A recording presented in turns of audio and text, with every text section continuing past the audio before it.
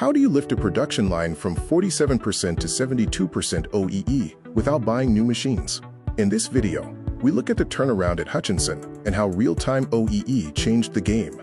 At Hutchinson, one production line moved from 47% to 72% OEE after switching to real-time monitoring. The key takeaway: same machines, same people, but significantly more output. What actually changed? It wasn't the equipment, it was visibility. Real-time OEE made losses impossible to ignore, from microstops to changeovers. You improve what you measure in real time. The method is simple and repeatable. First, measure every stop automatically, live on the line. Second, act each shift to fix top losses. Finally, hold those gains by making them visible to everyone. This success isn't a one-off. The same approach is running in real time across more than 450 factories in 30 countries worldwide. You can write your own turnaround.